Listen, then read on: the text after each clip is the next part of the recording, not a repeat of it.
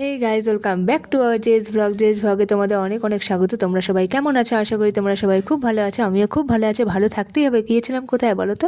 মাসির বাড়িতে, কুশমুন্ডি থেকে স্ট্যান্ড থেকে নেমে মাসির বাড়িতে প্রায় 15 মিনিটের রাস্তা, টোটো ধরে নিলাম। তো আমার একদম মনে হচ্ছিলো যে ছোটোবেলার ফিলিং, মাসির হাত ধরে সেই মাসি বাড়িতে যাওয়া। আর আমি খুব মাসি বাড়িতে যেতে ভালোবাসতাম আগে থেকেই। তো মাসি বাড়ি যেয়ে মাসি বলছে কী রান্না করবো, তো আমি মাসির মুখেই শুনে না, ভীষণ হাসাচ্ছিল মাসি। আরে দুটা এই যে চটকানো না, এইগুলোর দাম কম, 3 টাকা পিস। তাই 12 টাকায় 4টা। তাহলে নিয়ে যেতে হবে। বেশি দিন থাকলে খেতে পারবি না। আচ্ছা আর এই দুটাতে আছে, যদি ভালো থাকে ফেলে দিব, খারাপ থাকলে খেয়ে নিবি। আচ্ছা আচ্ছা পেটে চলে যাবে। আচ্ছা কি কি রান্না করছো আজকে বলে দাও। কলা আলু ভাজা, পেঁয়াজ দিয়ে। হ্যাঁ এই যে ওই যে পিছনে জমে আছে, মানে নিজের মতো খাই দিই। করলা আলু ভাজা হচ্ছে, হ্যাঁ, চিকেন হবে।